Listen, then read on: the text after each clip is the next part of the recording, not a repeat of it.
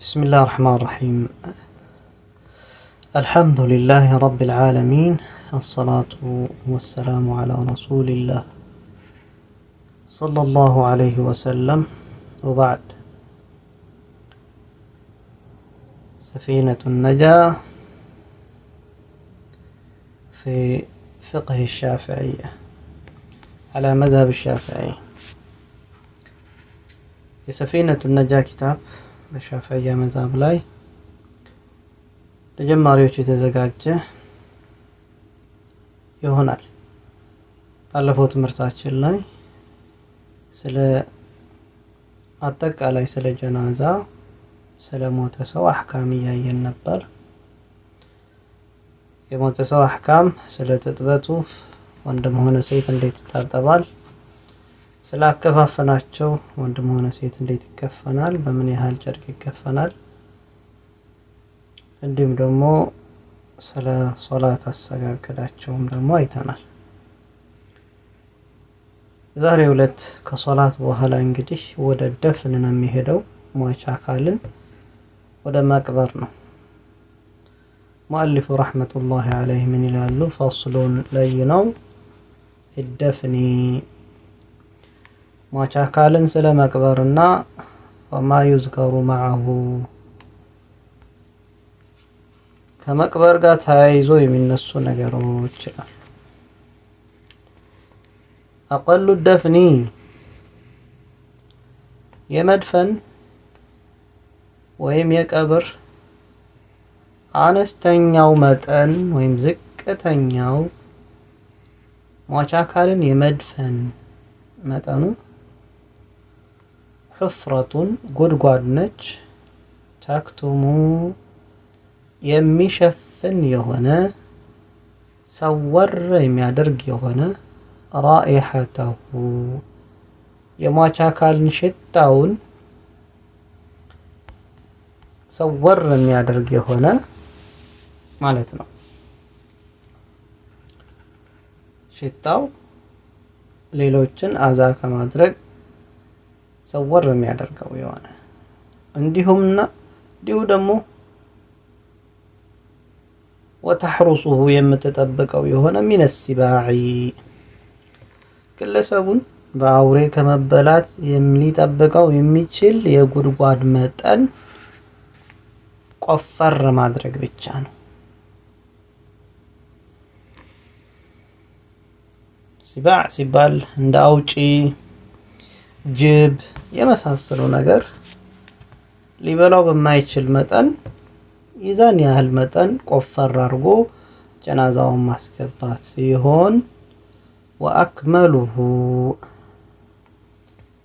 የተሟላው የሚባለው ደግሞ ጀናዛን የመቅበር የተሟላ የሚባለው እንግዲህ አቀልና አክመል ባለፈው ትምህርታችን ላይ ተነ አቀል ሲባል ቅሮት የሌለው ዋጅብ የሆነው ማለት ነው።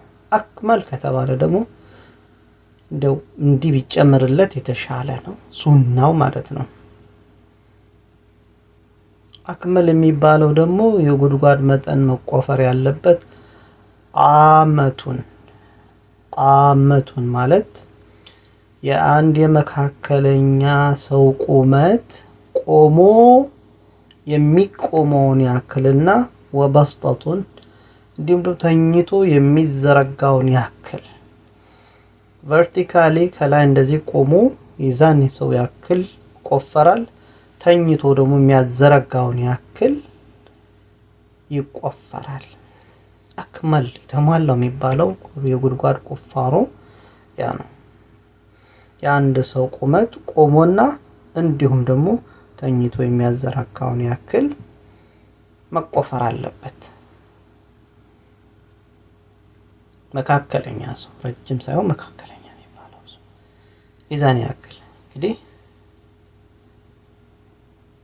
ሐዲሱ ላይ እንግዲህ የተጠቀሰው እንደው ከዚህ በላይ ቢሆን የተሻለ ነው ይላል። ከነ አቡ ሙሳ አልአሽዓሪ እንግዲህ ወሲያ ብዙም የሚያመላክትም አለ በዚህ ዙሪያ ላይ። ስለዚህ በዚህ መልኩ ጥልቀቱ ከተደረገ የተሟላ ቀብር ይሆናል ማለት ነው። ከዛስ ወዩضዑ ከዛም ሟች አካል ጣል ይደረጋል። ኸዱ ጉንጩ ይሄ ጉንጩ ጣል ይደረጋል። አለ ቱራቢ አፈር ላይ ጉንጩን ጣል እናደርገዋለን። ፊቱ ከፈት ይላል። ከዛ በዚህ ወስደን እናጋድመዋለን። በዚህ ወስደን እናጋድመዋለን ማለት ነው። وهذا ይህ እንግዲህ የተወሰደው ደግሞ ከማን ነው ከተባለ هذا في وصية أبي موسى الأشعري. أبو موسى الأشعري وصى أن لا يجعلوا شيئا بينه وبين التراب. አቡ ሙሳ አልአሽዓሪ ወሲያ አደራ ያላቸው ምንድነው? እኔ ስሞት አደራ ያላቸው በእኔ መካከልና በአፈሩ መካከል ምንም አይነት የሚጋርድ ነገር እንዳታደርጉ ክፍት አድርጉኝ አለ። በጉንጬና በአፈሩ መካከል የሚከለከል ነገር እንዳታደርጉብኝ አሉ። هكذا أيضا وصى عمر رضي الله عنه. عمرም አላህ ይዘን ስራቸውን ይደድላቸውና እንዲሁ እንደ አቡ ሙሳ አልአሽዓሪ ወሲያ አድርገዋል። በጉንጬ መካከልና አፈር በመድረስ መካከል ምንም አይነት የሚጋርደው ነገር እንዳታደርጉብኝ ጉንጬን ወስዳችሁ አፈር ላይ አስነኩት ብለዋል።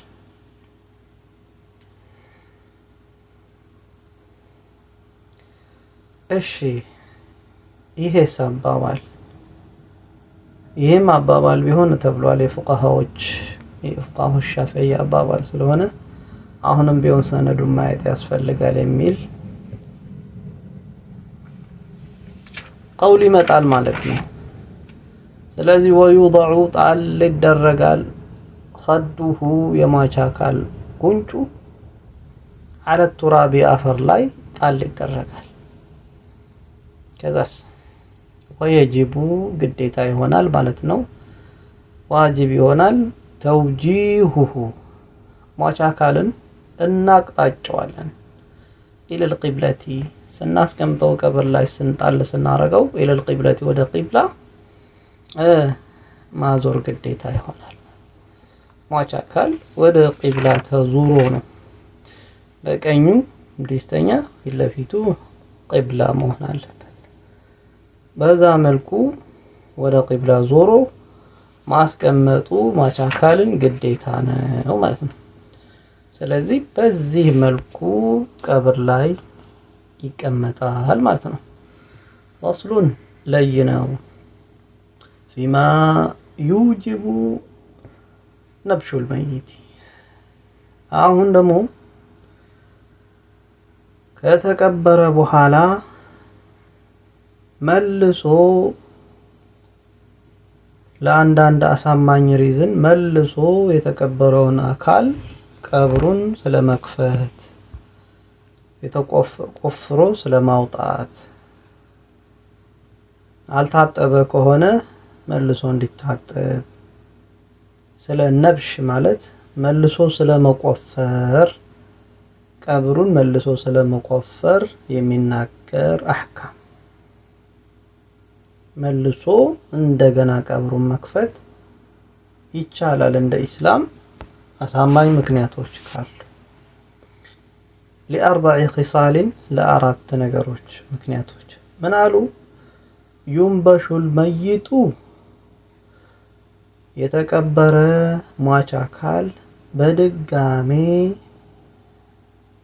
ቀብሩ ይከፈታል ወይም ይቆፈራል ተቆፍሮ ይከፈታል። ለአርባዕ ኺሳልን ለአራት ነገሮች ሲባል ለአራት አሳማኝ ለሆኑ ነገሮች አንደኛው ሊልጉስሊ ሟች አካል ያልታጠበ እንደሆነ ሊያጥቡት ዘንዳ ይታጠብ ዘንዳ ሳይታጠብ ከሆነ የተቀበረው እንደገና ተከፍቶ ይወጣና ከዚያም ይታጠባል ተባለ። ብቻ ምንድን ነው ኢዛ ለም የተገየር የሟች አካል ሰውነቱ ወይም እስካልተቀየረ ድረስ ሽታው ጠረኑ እስካልተቀየረ ድረስ ተብሏል። ወዲያውኑ ከሆነ ነው ተብሏል እንጂ ከተቀየረ አይቻልም ነው አባባላቸው። ለጉስል አው ሊተየሙም ወይም ተየሙም ለማድረግ ይላሉ።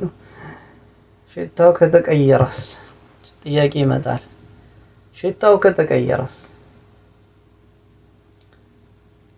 ከተቀየረማ ክብሩን መጣስ ነውና መክፈቱ አይቻልም ነው አባባላቸው።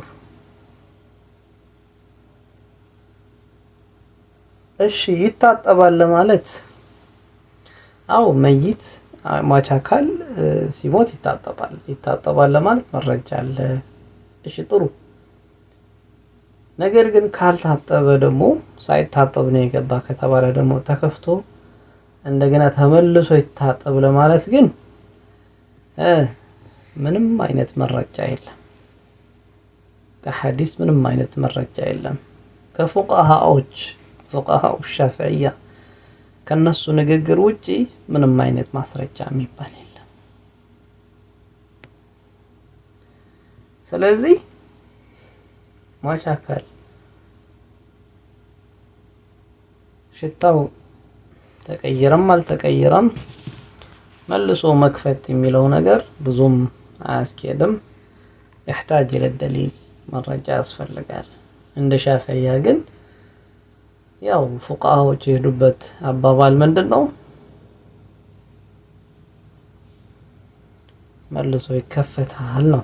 ተከፍቶ ታጥቦ እንደገና ተገንዞ ውዱእ ተደርጎ ከዛ ምን ይሆናል ነው ይደፈናል ነው።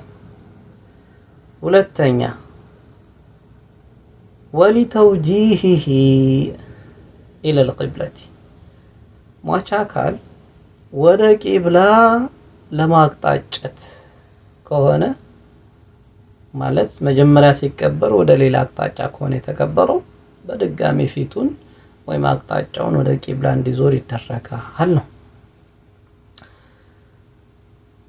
አሁንም ይህም ቢሆን ከፉቃሃዎች ውጪ ምንም አይነት ማስረጃ የላቸውም። ይህ ፉቃሃው ሻፊዕያ ቀውል ነው፣ ማስረጃ የለም። እንደ ፍቅህ እንይዘዋለን። ሻፊዕያዎች በዚህ መንገድ ይሄዳሉ። ሟች አካል ቂብላ ካልተቅጣጨ እንደገና ቂብላውን ለማቅጣጨት ቆፍሮ መልሶ ማቅጣጨት ይቻላል ይላሉ ብለን እንደ መዝሐብ እንይዛለን። እንደ አዲላ ግን መረጃ ያስፈልጋል። ሌሎች መዛሂቦች ራሳቸው መረጃ ሊኖራቸው ይችላል።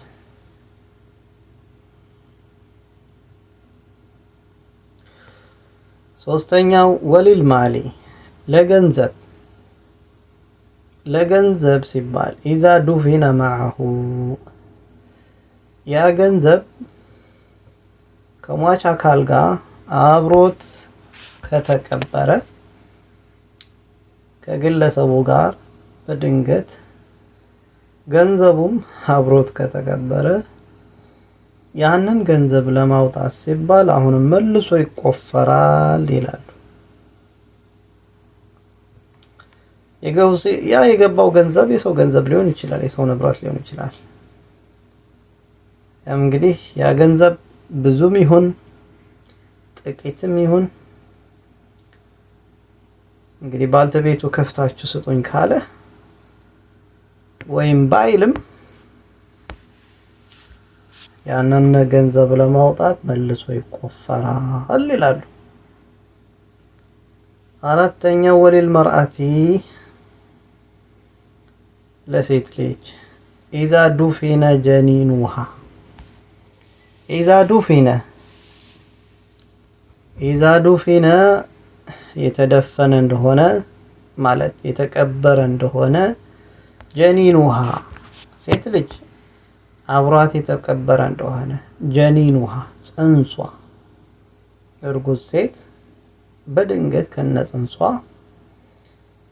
ከተቀበረች ያንን ጽንስ እንግዲህ ህይወት አለው ተብሎ ከተጠረጠረ ያንን ለማውጣት ሲባል በድጋሚ ይቆፈራል ነው። ይህ ግን የሚሆነው ምንድነው? ያው የሚታወቅ የሆነ የህክምና ባልተቤቶች እነሱ ዘንዳ ይሄን ያህል ጊዜ ሊቆይ ይችላል ምናልባት ከተባለ ያኔ ወዲያውኑ ቀብሩ ይቆፈርና ይወጣል። ከዛ በኋላ በሰርጀሪ ልጁ እንዲወጣ ይደረጋል ይላል። ወለልመርአቲ ሴት ልጅ ኢዛ ዱፊነ ጀኒኑሃ ማዓሃ ጽንሷ አብሯት የተቀበረ እንደሆነ ወአምከነት እንዲሁም ደግሞ የሚያስመች ከሆነ ሐያቱሁ ጽንሱ